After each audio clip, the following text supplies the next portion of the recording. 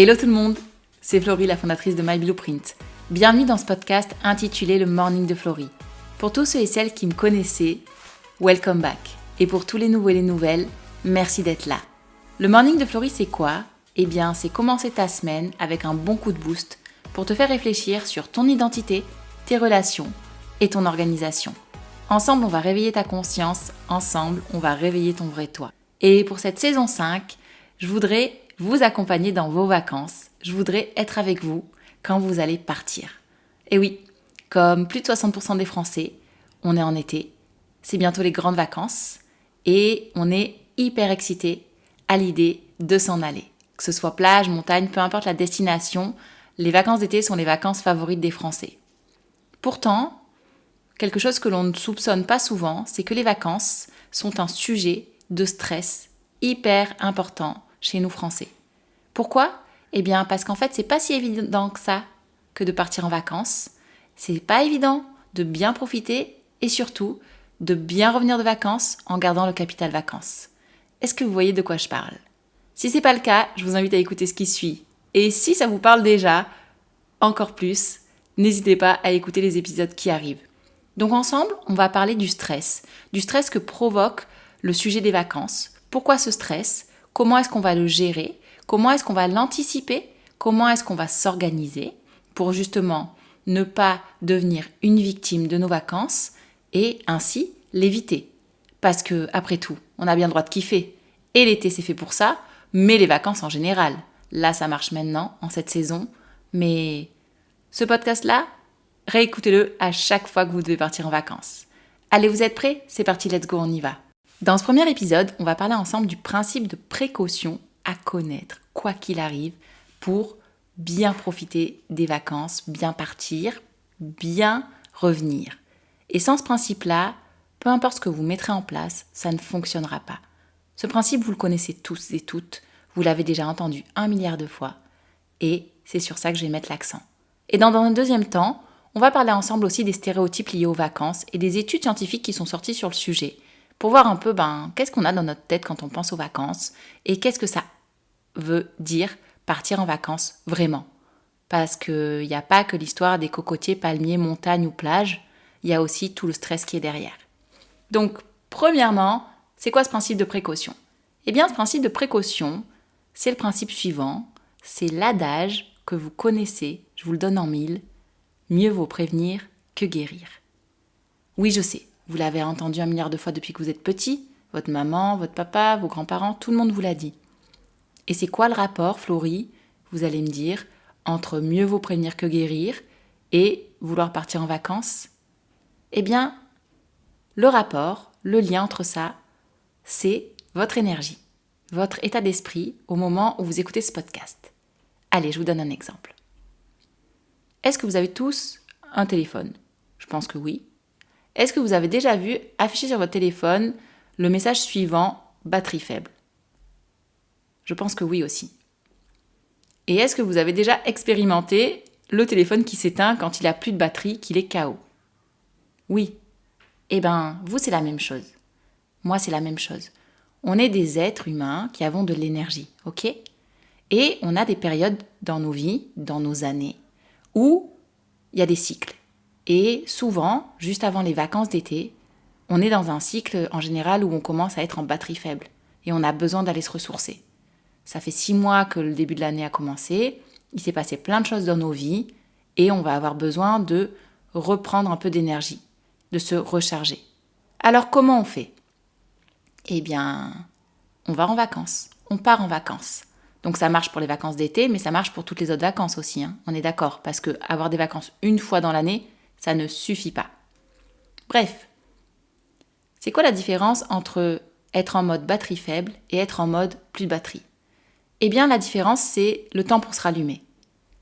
Combien de temps met votre téléphone pour se rallumer quand il s'est éteint ?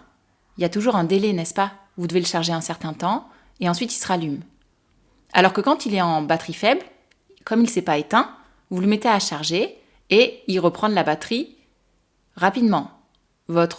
Par exemple, votre éclairage, il a pu se mettre en économie d'énergie, il était sombre, et puis dès qu'il y a un peu plus de batterie, bam, ça repasse dans le vert, bam, vous revoyez mieux, et ça fonctionne bien. Eh bien, vous et moi, c'est la même chose en fait. Quand on part en vacances et qu'on est en mode batterie faible, le temps de vacances qu'on va avoir, peu importe le temps de vacances qu'on aura, ça va nous aider. Pourquoi ? Parce qu'on a quand même encore un peu d'énergie. Et les vacances vont venir nous renflouer, nous recharger, nous redonner de l'énergie. Mais quand on part en vacances et qu'on est en mode plus de batterie, qu'on est en mode éteint, on est en mode c'est fini, on n'y arrive plus, on n'a plus de jus, eh bien, peu importe les vacances qu'on va avoir derrière, il va nous falloir beaucoup plus de temps pour être de nouveau allumé, pour être de nouveau dans de l'énergie, de la vraie énergie. Donc vous avez compris en fait le principe ? Le principe de mieux vaut prévenir que guérir, il est qu'en fait au départ, mieux vaut avoir une bonne organisation toute l'année, avoir une organisation qui tient, avoir un quotidien qui nous fait du bien, avoir un quotidien qui est un minimum structuré. Pourquoi ? Parce qu'on n'arrivera jamais à cette étape de plus de batterie, on est cuit. Non. Et comme on n'y sera jamais dans cette étape-là, eh bien nos vacances nous feront toujours du bien. Mais par contre, si toute l'année on est sur une organisation naze, où on court après le temps, où on n'y arrive pas, où on n'a jamais le temps de rien, où on s'épuise, où on est toujours dans l'urgence, où on n'aurait fait que répéter « j'ai pas le temps, j'ai pas le temps, j'ai pas le temps », qu'est-ce qui se passe ? Eh bien, on n'est plus dans ce principe de précaution, de prévention. Là, il y a zéro prévention. Là, on est en mode guérison. Et le problème, c'est que c'est plus difficile de guérir d'une chose que de la prévenir. Donc, vous avez compris le principe de précaution au départ. Peu importe le type de vacances que vous aurez, peu importe la durée de vacances que vous aurez, il est simplement là dans le fait est que, au départ, ce qui va être important dans votre vie, c'est votre organisation du quotidien. C'est votre planification du quotidien, c'est ce que vous mettez dans votre quotidien et la manière dont vous l'agencez. Parce que vous pourrez avoir les meilleures vacances du monde, les plus longues vacances du monde, si vous êtes à plat. Vous êtes à plat. Et le bénéfice vacances, ce ne sera jamais le même. Donc premièrement, pour récapituler, on fait attention à ce principe de précaution. Et si on se rend compte qu'on est dans des phases cycliques qui reviennent tout le temps, où c'est toujours l'idée de j'ai plus de jus, et à chaque vacances, ça me prend énormément de temps pour me remettre un peu, mais c'est jamais assez. Et après, du coup, quand je rentre, c'est compliqué, et du coup, je repère vite le peu d'énergie que j'ai gagné, et je repars dans un cycle où j'ai plus de jus, j'ai plus de temps, je galère.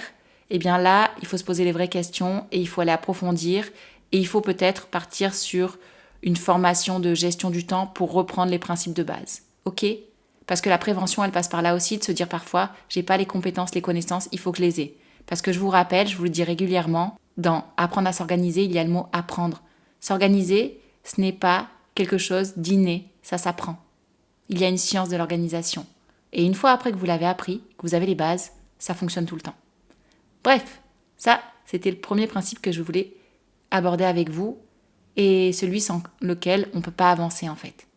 Et maintenant que vous avez compris, eh bien on va parler ensemble des études à connaître au sujet des vacances et des stéréotypes qui viennent un peu pourrir la vie de nos vacances en général et qui sont dans l'état d'esprit commun, on va dire. La première étude, elle dit que les vacanciers ne sont pas plus heureux que les non-vacanciers après une pause. Waouh, comment c'est possible ? Parce que moi, en général, quand je rentre de vacances, je suis quand même plus heureuse que les gens qui ne sont pas partis en vacances, non ? Qu'est-ce que vous en pensez ? Eh bien, ça peut être vrai. Et c'est pas que ça peut, c'est que ça l'est. Pourquoi ? Parce que la culture de notre société actuelle, elle pousse les gens à ne pas prendre de vacances. Pourquoi ? Parce que quand on va s'absenter, et l'un des premiers stéréotypes qu'on a, et avec lequel on va se battre, c'est celui que quand je m'absente, par exemple du bureau, eh bien, je vais accumuler du travail que je ne fais pas. Et surtout, quand je vais revenir de mes vacances, je vais devoir rattraper le temps perdu et ce que je n'ai pas fait durant mes vacances. Et donc, il y a une étude qui a été faite aux Pays-Bas qui dit que les vacanciers ne sont pas plus heureux que les non-vacanciers après une pause. Pourquoi ? Parce qu'il y a toujours cette pression derrière de quand je vais rentrer de vacances, ça va être l'horreur et du coup, je vais galérer. Et ça, c'est fort quand même. Parce que ça veut dire que, premièrement, on oublierait limite de partir en vacances pour ne pas avoir à payer la sanction du retour de vacances. Donc ça voudrait dire qu'il y a une sanction en fait à partir en vacances. Et ça, c'est juste dingue. Parce qu'on ne peut pas travailler en fait dans une société où on nous fait payer le prix de partir en vacances. Et pourtant, je sais, pour avoir travaillé dans des grosses boîtes, qu'il y a cette idée souvent qui est là, t'avais qu'à pas partir en vacances. Et ensuite, moi, ce qui me gêne dans cette étude-là, c'est qu'en fait, ça nous dit que clairement, c'est du temps perdu. Oui, parce que quand tu vas rentrer, tu vas avoir du travail supplémentaire et tu vas devoir rattraper le temps perdu que tu n'as pas utilisé pour travailler parce que tu étais en vacances. Mais depuis quand être en vacances, c'est perdre du temps? Qui a dit ça, en fait? Et qui souligne ça? Et qui revendique ça? Et qui nous dit que c'est ça la vérité? C'est faux. Être en vacances, c'est quelque chose de normal, c'est quelque chose dont on a besoin. L'être humain a besoin de se reposer. L'être humain a besoin de se changer les idées. L'être humain a besoin de sortir de son cadre. L'être humain a besoin de découvrir d'autres choses, de changer de rythme. L'être humain a besoin aussi de s'aligner aux saisons. C'est normal. Et l'été, ça fait partie des saisons. Le rythme change, le climat change, notre manière de vivre change. Donc oui, les vacances, c'est bon. Alors, on va arrêter de s'en vouloir de partir en vacances. On va arrêter de faire croire que ça craint de partir en vacances, que c'est perdre du temps de partir en vacances. C'est faux. Donc si vous êtes dans un entourage, un environnement de travail ou autre où on vous véhicule ces idées, eh bien, vous avez le droit de dire « Non, je refuse, c'est faux. J'ai tout à fait le droit de partir en vacances, c'est un droit, c'est légitime, c'est un besoin. C'est physiologique. » Ça, c'était la première étude.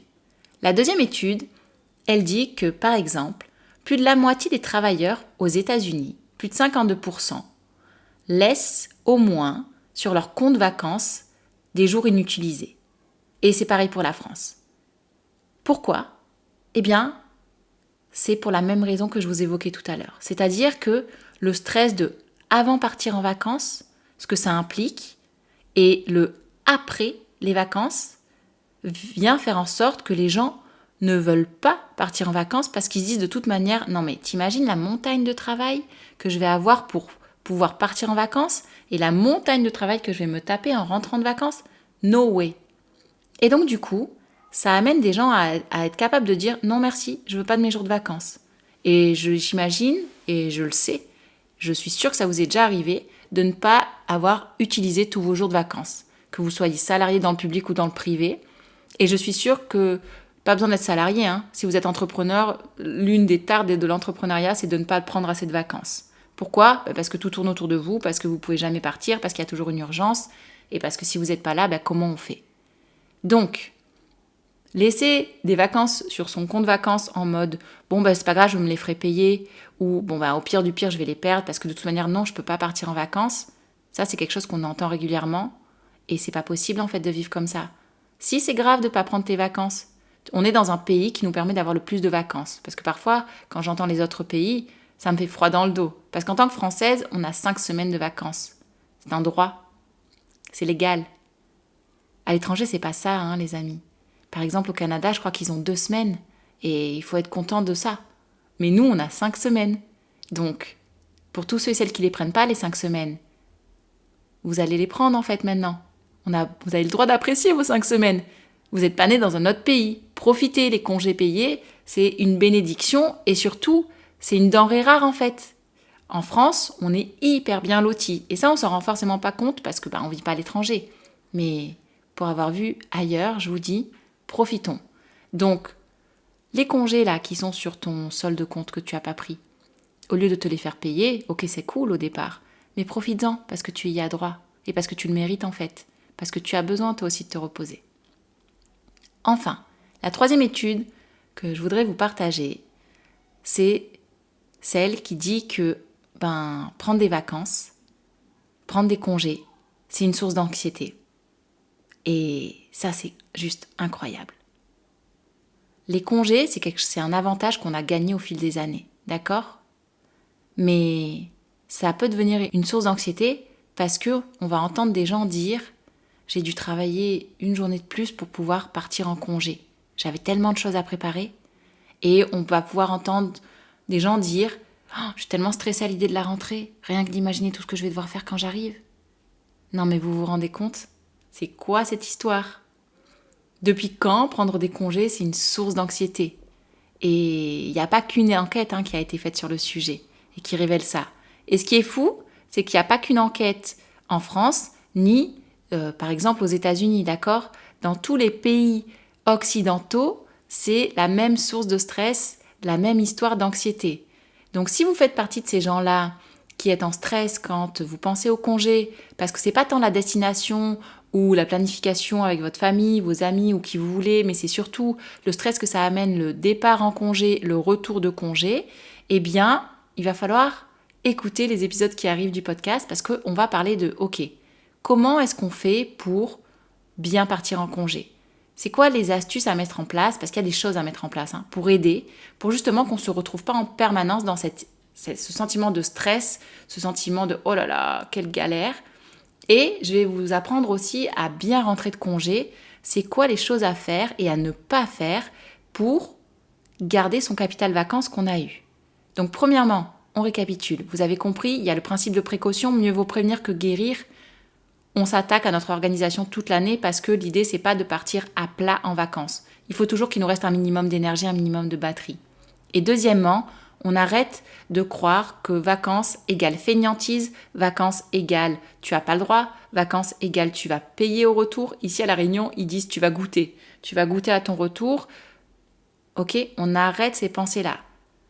Il y a plein de stéréotypes sur les vacances, mais ceux-là, il faut vraiment les bannir. Parce que les vacances, c'est pas une source de stress, c'est une source de plaisir. Voilà, c'était ce que je voulais vous partager dans ce premier épisode. J'espère que vous avez appris quelques petites choses. N'hésitez pas à partager. Et puis je vous retrouve pour l'épisode 2. Voilà, cet épisode se termine. Merci de l'avoir écouté jusqu'au bout. Et comme d'habitude, pour te remercier, un petit code que tu peux utiliser sur notre shop en ligne, c'est le code podcast. Tu peux l'utiliser sur le site myblueprint.vf.com. N'hésite pas, tu auras un cadeau à la clé lors de ta commande.